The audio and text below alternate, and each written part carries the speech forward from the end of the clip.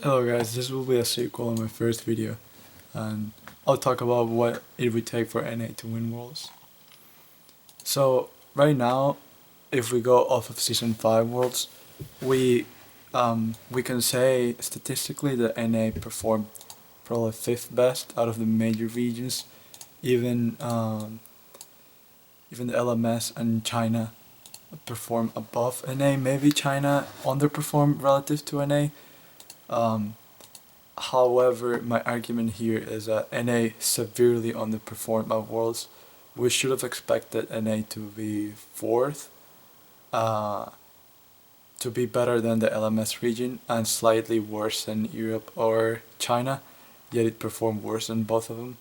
Um, so my argument is that, for example, TSM underperformed, and it wasn't because it wasn't their meta. It was a top lane focused meta, and that's definitely not the style TSM had played, especially that TSM. Um, CLG doesn't have a doesn't it's not known for preparing well for tournaments. They're better in domestic leagues and just bringing out stuff. And Cloud9 did overperform, greatly overperform, but it wasn't the right meta and it wasn't the right way to approach the tournament because of the patch. If you guys remember, there was a huge patch where no one knew what's gonna happen, and NA it's historically hasn't been good at adapting to the meta. So my criteria for NA or the West to win Worlds would be for NA. It would at least have to have three NA players on the team. I mean, if you have three NA players and two Koreans, that wouldn't you wouldn't say NA won Worlds. Um, so you must at least have three players from the region for to say that region won Worlds. And for the West, I mean, you have to say that it had like four players for the West to have won Worlds. So that's our criteria. We have to have at least three or four. Um, so before we go into details, before we go into why four, I don't think NA can win Worlds by buying West by just buying the best talent. It's because the game is more of a team game than ever before. And buying talent alone isn't just gonna make it happen. If you look into China, they had some stacked rosters and they severely underperformed at Worlds. I mean, there are very theories as to why they underperformed, but it seems like you need to be able to communicate, and being able to communicate is more important, and it's gonna be more important in the coming seasons than it has ever been before. And it's just not gonna be win lane win games. It's more. We now know that it's more about the team than about individual skill.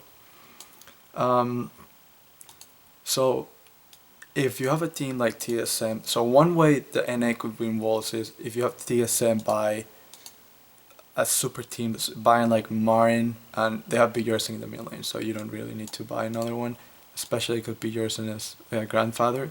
So if you have Bjorsen and you buy some like Dandy and Marin, and you have Double Lift and Bjorsen and Yellow Star the support role. So well, that'd be four foreigners.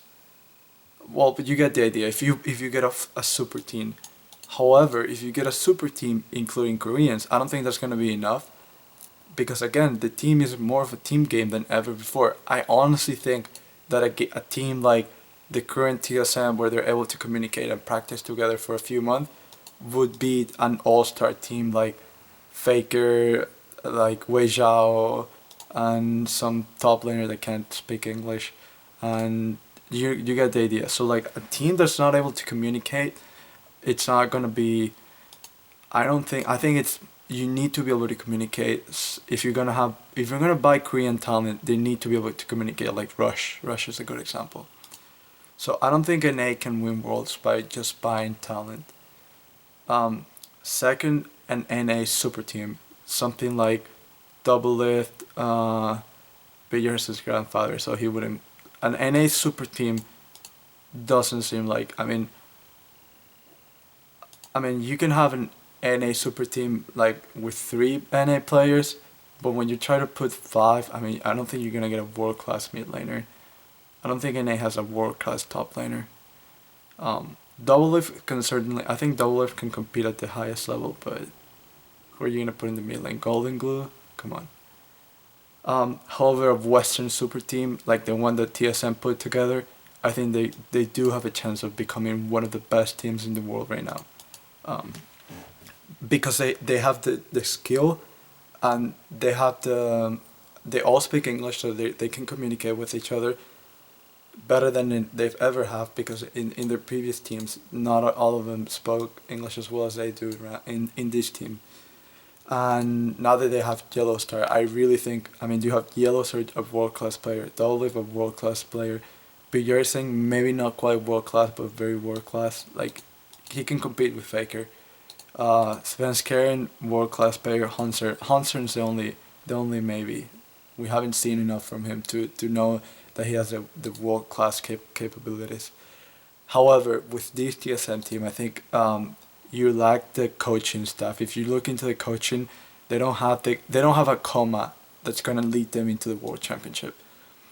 They're gonna do well in the coming splits, but I I would be quite surprised to find out that they're a world class team. So how in traditional sports, how super stack teams have played out. In other words, like teams like TSM, how have they done in traditional sports? I'm a big soccer fan, um, and in soccer, just buying talent. If you have a team that doesn't have the chemistry between the players already, and you buy a new player, hoping that the player is gonna implement a system of chemistry between the players, it's not gonna work out. If you already have the chemistry in your team and you bring someone new into the team, and the new player adapts to what's working on the team and the chemistry, it works. But if a broken team that just buys the best players, at least in soccer, it has not been shown to work. Um, League is a very team oriented player. I would say League is more team oriented than any other traditional sport. I mean, it's more team oriented than. I don't know enough about basketball, but I think it's more team oriented than soccer, and soccer is very team oriented. I think it's more team oriented than baseball. I'm a big baseball fan. Definitely more team oriented than baseball. So I think that just buying out players from NA wouldn't make the cut for NA to win worlds. And one more point is that the US has traditionally dominated in sports all across the board. Uh, they're not big on soccer, so they don't dominate in soccer. But football, they would dominate. Baseball, they dominate. They haven't won the World Cup for baseball, but they never send their best players, so that's why they don't win it. But they're by far the best baseball players. They have the best baseball players.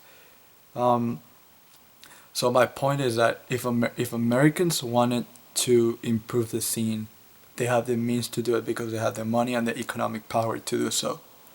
Um, if you have teams that incentivize solo queue and developing the scene and developing talent instead of just buying. If you look into any challenger team or any LCS team, just buys the team, buys players, and they just want to start on the top. If you have teams like Korea and like in any other successful program, like college programs or anything, you know it's not a process. Like you're gonna wake up tomorrow and you're gonna be a world champion. It's a slow process, and you have to be able to work through it. So just having like this people like Free Fox just buying teams and putting huge money into the game, that's not the way NA is gonna win the worlds.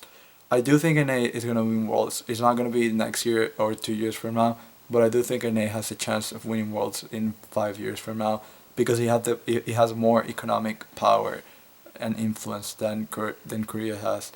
So it should be able to win worlds if it does the right steps and develops the scene more than Korea. Because at the current stage of the game, NA has very few, like half of the players are not from NA. So what did we take for NA to win Worlds? Develop the scene, and that comes from Riot NA first. Develop the scene, put regulations on how much foreign import you can do.